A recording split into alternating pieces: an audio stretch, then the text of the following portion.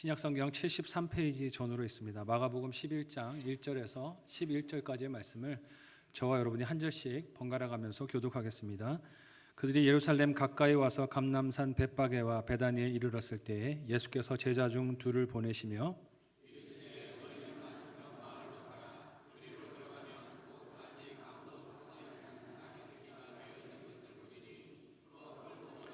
만일 누가 너희에게 왜 이렇게 하느냐 묻거든 주가 쓰시겠다 하라. 그리하면 즉시 이리로 보내리라 하시니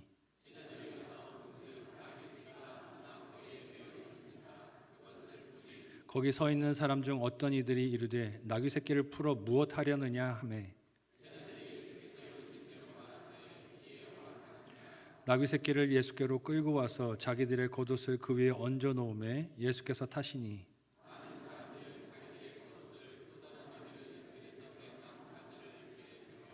앞에서 가고 뒤에서 따르는 자들이 소리 지르되 호산나 찬송하리로다 주의 이름으로 오시는 이여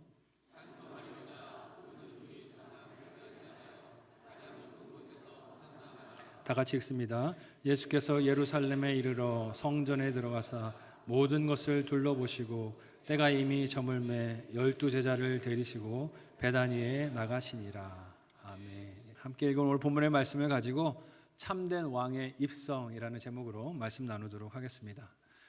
길었던 사순절의 여정이 이제 거의 막바지에 이르렀습니다.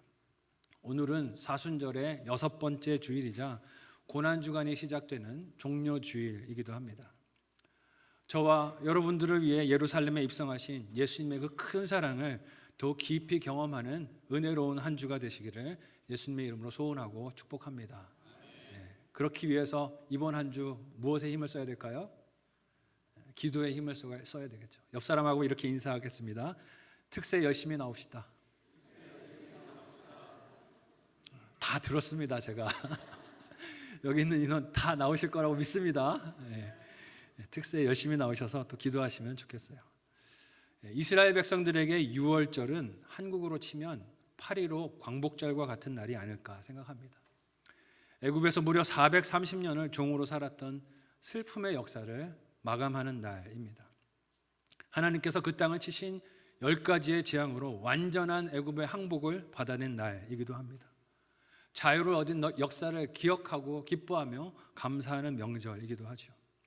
그날의 이스라엘 백성들은 애굽 온 땅에 처음 태어난 것들을 진멸하신 하나님의 그 심판을 어린 양을 잡아 그 피를 문설주에 바르는 것으로 지나갈 수 있었습니다. 속박이 변해서 자유가 되었고 노예가 변하여 하나님의 자유 백성이 되었으며 나라가 없었던 자들이 하나님 나라를 소유한 놀라운 역사가 이 6월절에 일어난 것입니다. 그러니 이 날은 이스라엘 온 백성들에게 자유와 승리를 갈망하는 시간이고 과거에 경험했던 하나님의 권능을 다시 한번 경험하기를 소망하고 기대하며 바라는 시간, 명절이 되었을 것입니다.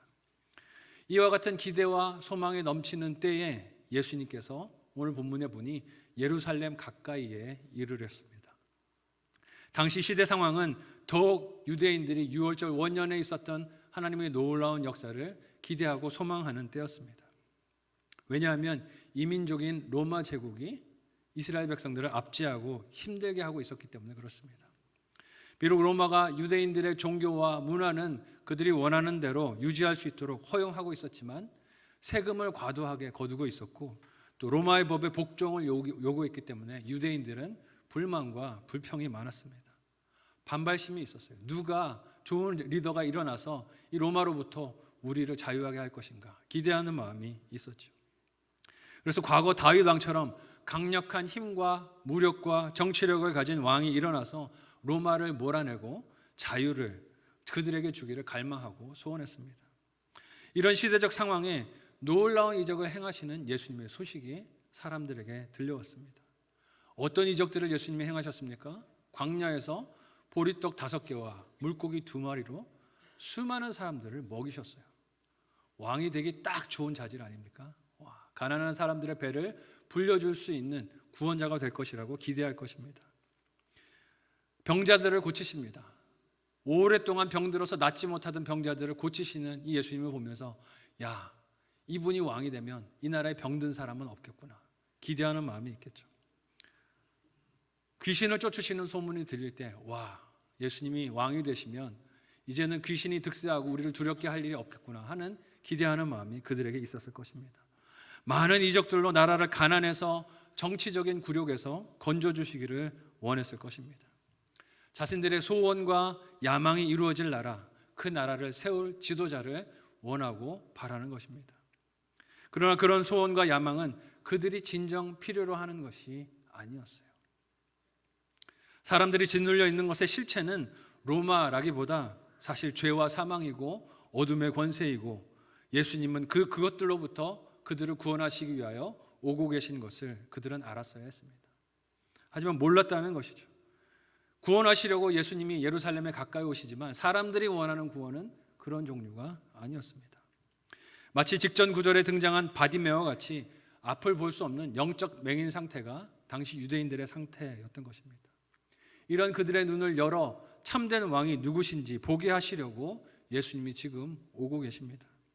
그러나 왕으로 오심에도 예수님의 이 예루살렘 입성은 약속된 말씀, 하나님의 섭리를 온전히 따르시는 순종으로, 겸손으로 오시는 것을 봅니다. 세상 나라와 같이 거들먹거리는 모습으로 오지 않으세요.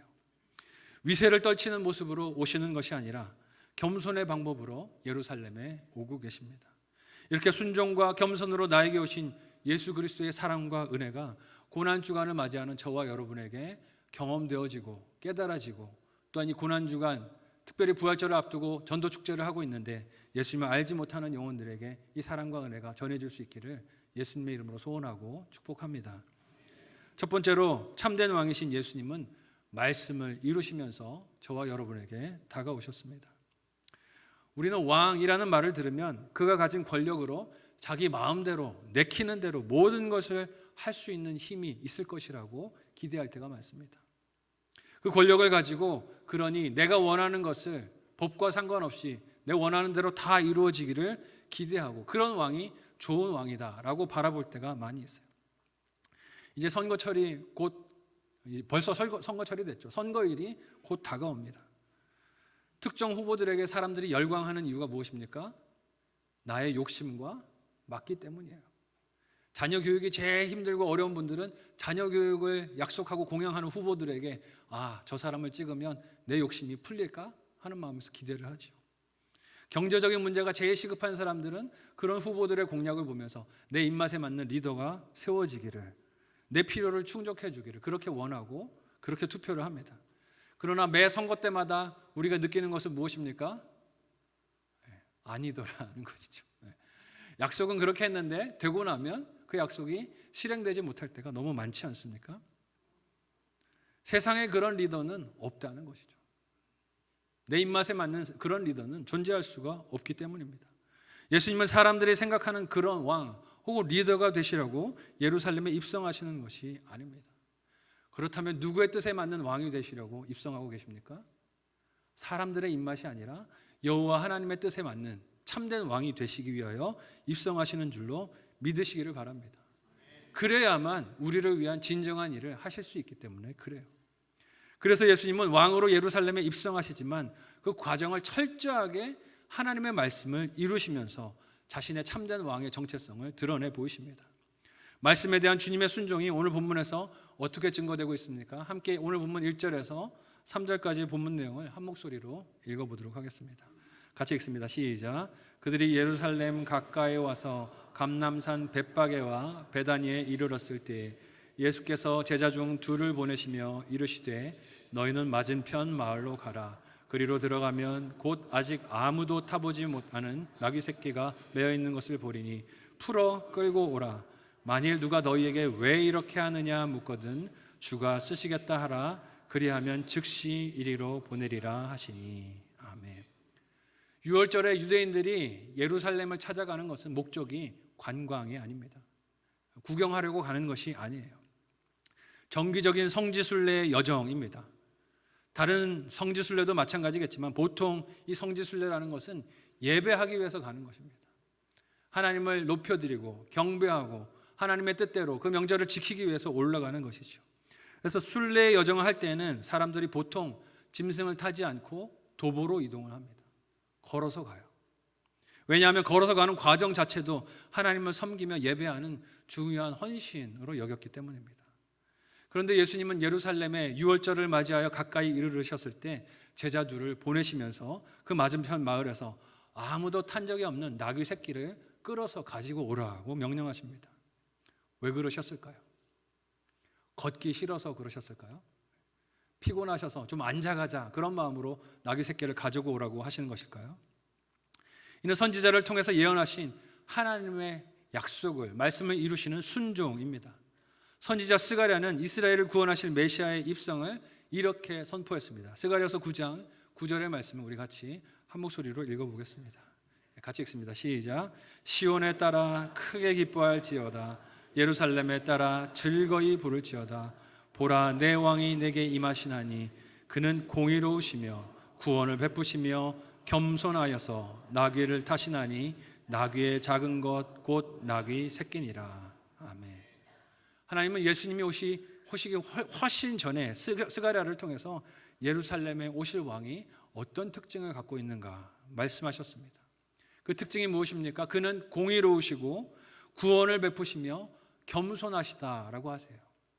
근데 특별히 그 겸손하신 특징의 증거가 어떻게 드러난다고 하십니까? 타시는 짐승을 통해서 그 겸손이 드러날 것인데, 타실 짐승이 화려한 군마나 병거가 아니고 나귀이자 나귀 새끼일 것이라고 말씀하십니다. 세상 왕들은 어디에 입성할 때 주로 무엇을 탑니까? 큰 군마를 타죠. 사람들이 볼 때 와, 범접할 수 없는 존재다 하는 것을 느낄 수 있는 군마를 타거나 병거를 타고 자신에게 있는 권력을 한껏 뽐내면서 감히 접근하지 말라고 자신의 위세를 드러냅니다. 그러나 그런 것과 달리 예루살렘에 임하실 진정한 왕은 무엇을 타십니까? 볼품이 없는 나귀 새끼를 타세요.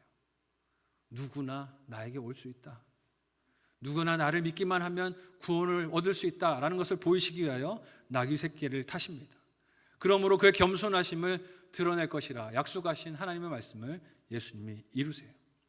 이를 통해 참된 왕을 어둠에 빠진 인생들이 알아볼 수 있도록 은혜를 베푸시기 위해 예수님이 나귀 새끼를 타시는 것입니다.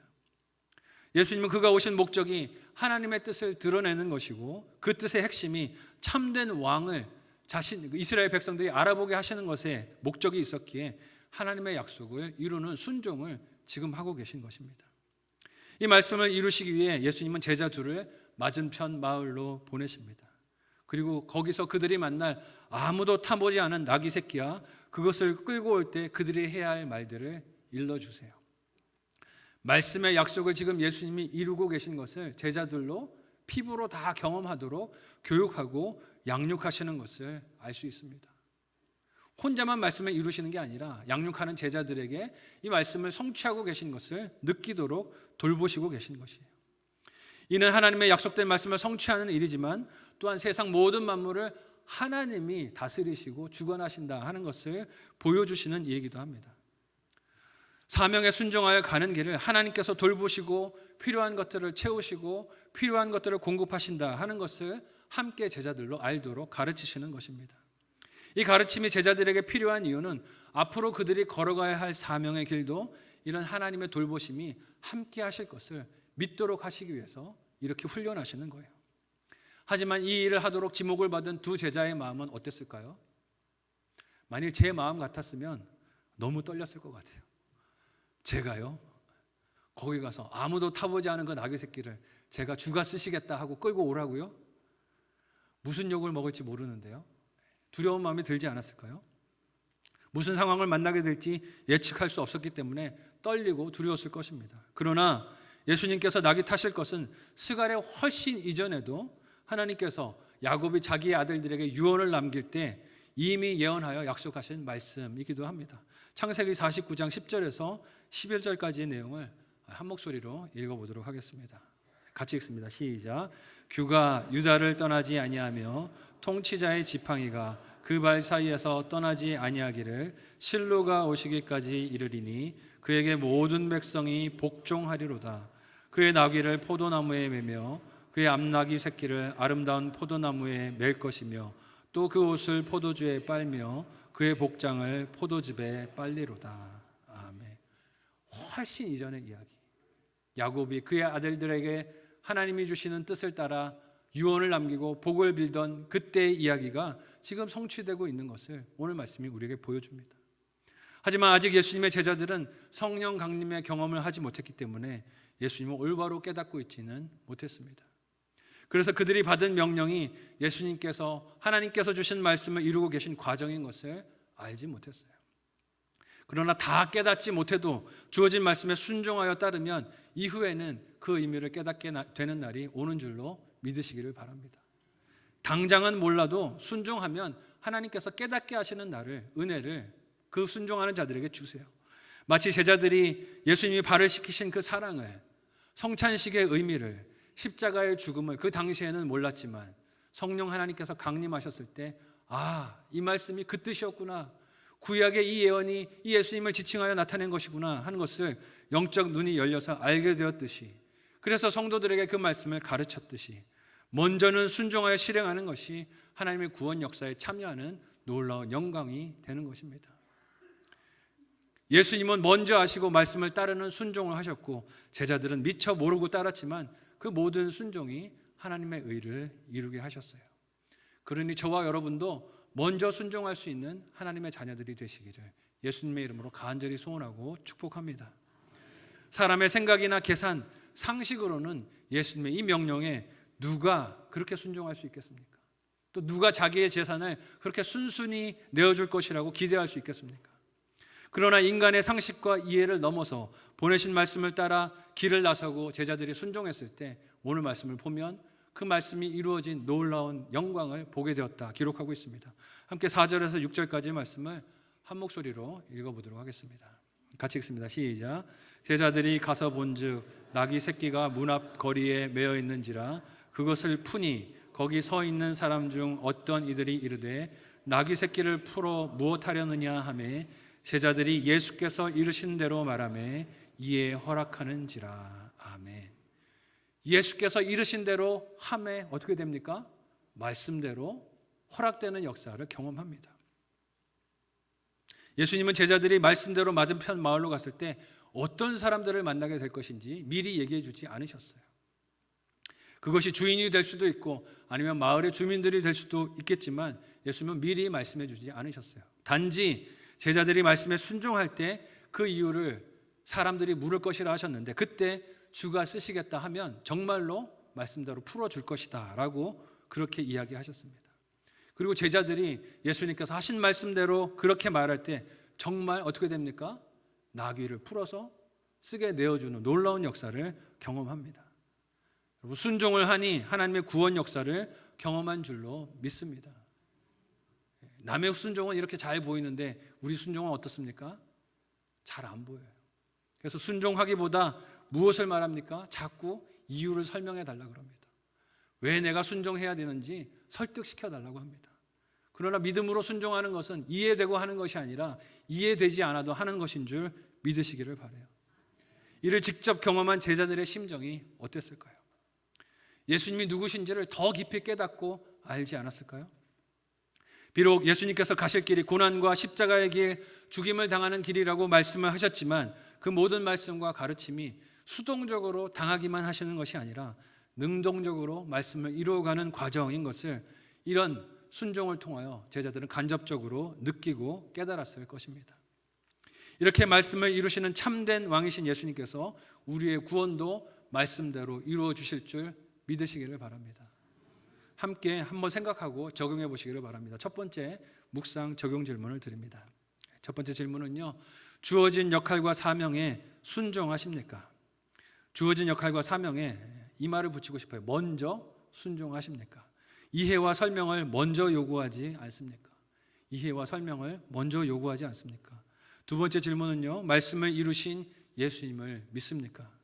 말씀을 이루신 예수님을 믿습니까? 그렇다면 내려놓아야 할 나의 미래에 대한, 죽음에 대한, 장래에 대한 걱정과 염려는 무엇입니까?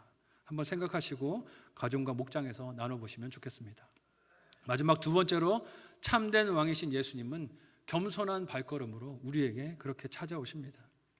스가랴 선지자는 예루살렘에 임하실 구원자, 참된 왕이 겸손하시기 때문에 나귀 새끼를 타신다라고 하셨어요. 미리 예언하여 증거했습니다. 그리고 그 말씀대로 예수님께서 나귀 새끼를 제자들로 가지고 오게 하셔서 그 위에 올라 예루살렘으로 입성하십니다. 여러분, 이 나귀라는 것, 세상 왕들은 수치스러워서 타지 않으려고 하는 짐승 아니겠습니까? 세상의 무력이나 정치적인 입지를 상징하는 짐승과는 거리가 먼 초라함이, 비천함이 그 짐승의 외모에, 면모에 드러납니다. 그래서 주님께서 택하신 나귀 새끼는 그 외모만 생각하면 마치 예수님의 모습을 투영해서 보여주는 거울 같다 하는 생각이 들어요. 이사야 53장 1절에서 2절까지의 말씀을 우리 같이 한 목소리로 읽어보도록 하겠습니다. 같이 읽습니다. 시작. 우리가 전한 것을 누가 믿었느냐? 여호와의 팔이 누구에게서 나타났느냐? 그는 주 앞에서 자라나기를 연한 순 같고 마른 땅에서 나온 뿌리 같아서 고운 모양도 없고 풍채도 없은즉 우리가 보기에 흠모할 만한 아름다운 것이 없도다. 아멘. 겉으로 보기에는 사람들이 매력을 느끼고 따르고 싶은 모양이나 풍채가 없다고 한 이사야 선지자의 예언이 참된 왕이 되신 예수님이 타신 짐승에서도 반영되는 것을 봅니다. 그러나 하나님께서 세우신 그 마음에 합한 왕은 이렇게 외모로 혹은 사람의 편견으로 세상이 생각하는 조건으로 딱 맞아 떨어지는 것이 아님을 보여주세요. 다윗도 이스라엘 백성들이 그렇게 추억하고 그리워하고 메시아의 그렇게 모델로 보고 있는 다윗 왕도 어쩌습니까? 외모로는 그도 가족들 중에서 차별을 받았던 인물이었어요. 사무엘 선지자가 하나님의 명령을 받아서 이새의 아들들 중에서 초대왕 사울을 대신할 왕을 세우려고 했을 때 그는, 이 다윗은 가정 안에서조차 택함을 받지 못했던, 외모로 볼 때 차별을 받던 인생이었습니다. 그러나 하나님은 그를 어떻게 왕으로 세우십니까? 함께 사무엘상 16장 10절에서 13절까지의 말씀을 한 목소리로 읽어보도록 하겠습니다. 같이 읽습니다. 시작. 이새가 그의 아들 7을 다 사무엘 앞으로 지나가게 하나 사무엘이 이새에게 이르되 여호와께서 이들을 택하지 아니하셨느니라 하고, 또 사무엘이 이새에게 이르되 내 아들들이 다 여기 있느냐? 이새가 이르되 아직 막내가 남았는데 그는 양을 지키나이다. 사무엘이 이새에게 이르되 사람을 보내어 그를 데려오라. 그가 여기 오기까지는 우리가 식사 자리에 앉지 아니하겠노라. 이에 사람을 보내어 그를 데려오매 그의 빛이 붉고 눈이 빼어나고 얼굴이 아름답더라. 여호와께서 이르시되 이가 그니 일어나 기름을 부으라 하시는지라. 사무엘이 기름 뿔병을 가져다가 그의 형제 중에서 그에게 부었더니 그날 이후로 다윗이 여호와의 영에게 크게 감동되니라. 사무엘이 떠나서 라마로 가니라. 아멘. 하나님이 왕을 세우실 때 무엇을 보십니까? 외모가 아니라 중심을 보십니다. 중심을 보신 하나님은 외모로 대단해 보이고 왕이 될 자격이 있어 보이는 다윗의 다른 모든 형제들을 거절하셨어요. 그들은 아니다라고 하셨습니다. 사람들이 볼 때는 왕이 될 만한 조건과 이유들을 하나님은 택하지 않으셨습니다. 사람과 달리 하나님은 외모가 아닌 중심을 보셨기 때문입니다. 그 하나님께서 스가랴 선지자를 통해 약속하신 참된 왕의 성품이 오늘 말씀에 겸손이라고 하십니다. 이는 단지 사람들 눈앞에서 행동이나 말로 겸손한 척 하는 것을 뜻하지 않습니다. 중심에서 우러나오는 겸손을 뜻하는 것이에요. 이 겸손이 있으신 예수님께서 세상 어떤 군마도 감당하지 못할 메시아의 영광을 작은 나귀 새끼의 등에 얹으시고 예루살렘에 입성하십니다. 이렇게 약속을 이루시는 예수님의 예루살렘 여정을 제자들과 사람들이 오늘 본문에서 어떻게 맞이합니까? 함께 7절에서 10절 말씀을 한 목소리로 읽어보겠습니다. 같이 읽습니다. 시작. 나귀 새끼를 예수께로 끌고 와서 자기들의 겉옷을 그 위에 얹어 놓으매 예수께서 타시니 많은 사람들은 자기들의 겉옷을, 또 다른 이들은 들에서 벤 나무가지를 길에 펴매 앞에서 가고 뒤에서 따르는 자들이 소리 지르되 호산나 찬송하리로다. 주의 이름으로 오시는 이여 찬송하리로다. 오는 우리 조상 다윗의 나라여 가장 높은 곳에서 호산나 하더라. 아멘. 예수님께서 보내신 제자들이 순종하여 나귀 새끼를 끌고 와서 자신들의 겉옷을 그 위에 얹었습니다. 그 예수님이 타실 자리를 마련하는 행동이자 왕이 되시는 일을 상징하여 나타내는 행동이기도 합니다. 그렇게 나귀를 타고 예루살렘을 향하시니 명절을 향하여 예루살렘으로 올라가는 많은 순례자들이 예수님을 알아봅니다. 왜 알아봅니까? 걷지 않으시고 지금 나귀 새끼를 타고 올라가고 계세요. 대부분이 걸어서 올라가는 그 순례 여정을 나귀를 타고 올라가시는 모습을 보며 어릴 때부터 구약의 말씀을 듣고 배우고 암송했을 유대인들은 직감했을 것입니다. 아, 구원자가 오시는구나. 근데 좀 기대가 달라요. 로마에서 우리를 구원해 줄 구원자가 오시는구나. 그 기대를 가지고 그들의 겉옷을 펼쳐서 땅에 그렇게 펼치고 종려나무를 가지를 베어서 흔들며 길에 깔며 예수님을 환영합니다. 지금 우리를 구원하옵소서 호산나 외치며 그 예수님을 환영해요. 하지만 그들이 원하는 구원은 예수님이 주시려는 구원과는 거리가 멀었습니다. 군중들은 로마에게서 자신들을 독립시키고 과거 다윗 왕의 놀라운 영광을 회복시켜줄 왕을 기대하면서 예수님을 그렇게 환영했습니다. 그러나 예수님은 그들 욕심을 위해서 오시는 것이 아니었습니다. 죄로 인하여 비롯된 영원한 목마름과 두려움에서 구원하시고 그들이 진정 마셔야 할 생수가 되시고 진정 먹어야 할 참된 양식이 되시기 위하여 진정한 왕으로 그들에게 오고 계신 것이었습니다. 이 같은 참된 왕의 발걸음이 오늘 본문에서는 성전에 닿았다라고 기록하고 있습니다. 함께 11절 말씀을 한 목소리로 읽어보도록 하겠습니다. 같이 읽습니다. 시작.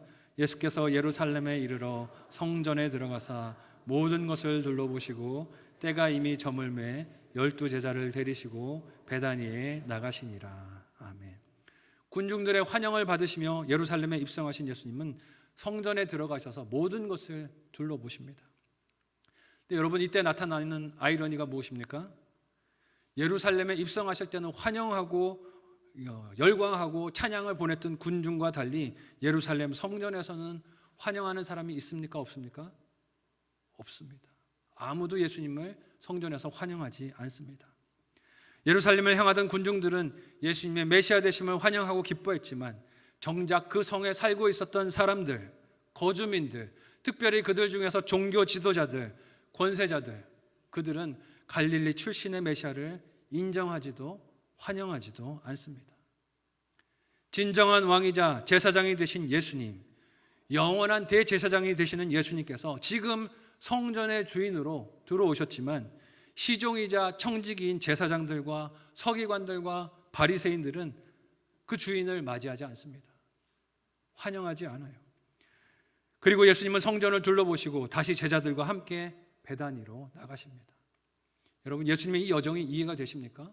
예루살렘에 그렇게 환영을 받고 들어오셨는데 성전을 한번 휘 둘러보시고 그냥 나가세요. 예수님께서 성전 구조를 잘 모르셔서 답사하기 위하여 잠깐 들르신 것일까요? 그렇진 않을 것입니다. 시간 계획을 잘못 세우셔서 성전에 도착하시고 어두워지니 다시 베다니로 나가신 것일까요? 그렇지 않을 것입니다. 예수님이 성전에 들어오신 것은 기득권자들에게 회개할 기회를 주시는 거예요. 참된 왕을 맞이하고 자신들의 주인의식을 내려놓고 참된 왕을 주인으로 맞이하라고 경배할 기회를 주시는 것입니다. 그러나 그들은 예수님을 맞이하지 않고 무시하고 그냥 아무도 없는 성전을 둘러보도록 방치하고 내버려 둡니다. 날이 저물도록 성전을 그 진정한 주인께서 돌아보셨지만 그 누구도 예수님 앞에 나와 무릎 꿇고 환영하는 이가 없습니다. 깨달음이 없고 분별함이 없었어요. 예수님은 그 성전을 가만히 둘러보셨습니다. 예수님의 겸손하심과 그리고 반항하는 자들, 회개하지 않고 돌아서지 않고 완고한 마음을 품은 자들이라도 회개하고 돌아오기를 인내로 기다리시는 예수님의 겸손하신 사랑을, 인내를 알 수 있습니다. 그러나 주님의 이 겸손과 인내는 계속해서 주어지는 기회는 아닙니다. 예수님께서 다시 오실 때 폭풍이 일어날 것입니다. 폭풍 전야의 고요함입니다. 예수님이 곧 성전에 다시 돌아오셔서 꾸짖으실 것입니다. 하나님의 이 기도하는, 만민의 기도하는 집을 너희가 강도의 소굴로 만들었다라고 꾸짖고 상을 둘러엎고 채찍질하시고 내쫓는 장면이 펼쳐질 것입니다.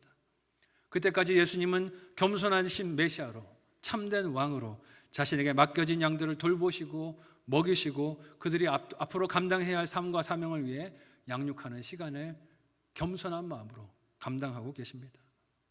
예수님의 사랑을 거절하지 않고 믿음으로 받는 저와 여러분 모두가 되시기를 예수님의 이름으로 소원하고 축복합니다.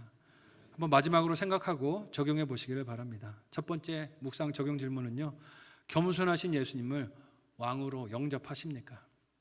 겸손하신 예수님을 왕으로 영접하십니까? 예수님께 쏟아놓는 내 야망과 욕심은 무엇입니까? 예수님께 쏟는 내 야망과 욕심은 무엇입니까?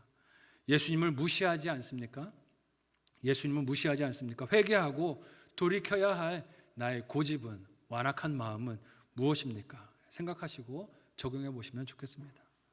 사람들은 과거 다윗 시대의 영광과 국력을 상징하며 또 그렇게 상상하며 예수님을 환영했습니다. 오셔서 배고픔도 다 떨쳐주시고 질병도 다 쫓아주시고 행복한 나라가 될 수 있도록 그렇게 만들어주세요 하는 마음으로 예수님을 환영했어요. 그러나 그들의 열광과 환호는 곧 어떤 목소리로 변합니까? 예수를 십자가에 못 박으라는 말로 변하게 될 것입니다. 그 함성으로 바뀌게 될 것입니다. 참된 왕을 알지도 믿지도 않았기 때문입니다. 그럼에도 예수님은 우리를 구원하시기 위해서 참된 왕으로 예루살렘 성전에 입성하셨습니다. 그 입성은 오늘 말씀을 통해 볼 때 말씀을 이루시는 순종의 여정이었고 겸손한 사랑의 발걸음이었습니다. 그 모습을 기억하며 우리가 바라볼 때 우리는 다시 오실 예수님의 재림도 어떠하다는 것을 알 수 있습니까? 약속을 이루시겠구나, 말씀대로 오시겠구나, 하나님의 말씀을 이루시겠구나 하는 것을 알 수 있습니다. 여러분, 이 사순절은 단지 예수님의 과거 행적과 고난을 묵상하고 마음 아파하는 기간이 아닙니다. 이 기간은 예수님께서 받으신 고난과 십자가의 죽음과 부활을 바라보며 말씀대로 이루신 그 모습을 통해 다시 말씀대로 이루실 약속을 믿음으로 바라보는 기간인 줄 믿으시기 바랍니다. 우리 인생에 어떤 고난이 있더라도, 어떤 아픔이 있더라도, 어떤 괴로움이 있더라도 참된 왕이신 예수님께서 말씀대로 우리를 구원하시고 우리를 이끌어 가실 것입니다. 그 예수님을 말씀대로 믿으며 마음에 영접하여 모시는 저와 여러분의 신앙 여정이 되시기를 바라요. 그리고 이 귀한 소식을 알지 못하는 안타까운 영혼들, 가족들, 예수 그리스도를 믿어야 하지만 이 소식을 알지 못하고 믿지 못하고 자기 소견에 오른 대로 세상 왕을 이리저리 찾으며 방황하는 인생들을 향해 복음의 손길을 내밀 수 있는 저와 여러분의 사순절 여정, 또 고난 주간이 되시기를 사랑하는 예수님의 이름으로 소원하고 축복합니다. 아멘. 함께 기도하겠습니다. 오늘 말씀을 기억하시며 함께 기도하실 때 말씀을 성취하시며 나에게 찾아오신 예수님, 겸손한 왕으로 나에게 찾아오신 예수님 감사합니다. 믿음으로 그 예수님을 다시 한번 내 마음에 모시게 하여 주시고 이 귀한 소식, 아름다운 소식을 알지 못하는 안타까운 가족들, 이웃들, 영혼들에게 이 복음을 전하는 우리가 될 수 있도록 도와주옵소서. 나의 발걸음을 제자들과 같이 인도하여 주셔서 순종할 때 하나님이 이루시는 놀라운 역사를 경험할 수 있도록 도와달라고 합심하여 함께 기도하겠습니다. 하나님 은혜를 감사합니다. 우리를 사랑하셔서 구원하여 주시고 예수님께서 나를 향한 사랑으로 말씀을 성취하여 순종하시고 나귀 새끼를 타시고 겸손한 왕으로 찾아오심을 말씀을 통하여 보게 하여 주시니 감사합니다. 이처럼 말씀을 이루시는 사랑으로 예수님이 참 왕이 되시며 메시아 되신 것을 우리로 보고 믿게 하여 주셨사오니 이 귀한 소식을 알지 못하는 영혼들에게 우리가 나아가 복음을 증거할 때 그 심령들도 예수님을 나의 구주로 영접하는 놀라운 역사가 있도록 은혜 더하여 주옵소서. 이제 부활주일이 한 주 남았습니다. 우리가 사랑하는 가족들을 마음에 품고 기도하며 전도할 때 하나님 그들의 마음 문을 열어주시고 나에게 사랑으로 찾아오신 예수님, 참된 왕 되신 그 주님을 하나님 볼 수 있게 도와주시고 믿음으로 주 앞에 나올 수 있는 귀한 은혜 더하여 주옵소서. 우리가 제자들과 같이 순종하기를 원하오니 우리의 발걸음을 인도하여 주시고 순종할 때 하나님의 귀한 역사, 영광을 보는 우리가 되도록 도와주옵소서. 감사하며 예수님의 이름으로 기도합니다. 하나님 은혜를 감사합니다. 우리를 사랑하셔서 말씀에 순종하시며 나귀 새끼를 타시고 겸손의 왕으로 우리에게 오신 예수님, 그 예수님을 말씀을 통하여 만나게 하여 주시니 믿음으로 그 예수님을 영접하여 드립니다. 하나님 이 예수님을 알지 못하는 안타까운 가족들, 이웃들을 생각하며 기도합니다. 그들을 불쌍히 여겨주시고 나를 위하여 찾아오신 참된 왕, 사랑의 왕 예수님이 그들도 보이고 믿어질 수 있도록 은혜 더하여 주옵소서. 두렵고 떨리지만 믿음으로 나아가 복음 전하기를 원합니다. 제자들과 같이 순종하여 나아가 복음을 증거할 때 그들의 마음 문이 열리게 하여 주시고 우리가 하나님의 역사를 바라볼 수 있도록, 영광을 바라볼 수 있도록 우리를 사용하여 주시옵소서. 우리가 순종할 때 하나님이 이루시는 놀라운 영광을 보도록 주여 우리를 인도하여 주옵소서. 이 시간에 하나님의 은혜를 감사하며 예물 드리오니 기쁨으로 연락하여 주옵소서. 예수님의 이름으로 기도하옵나이다. 아멘.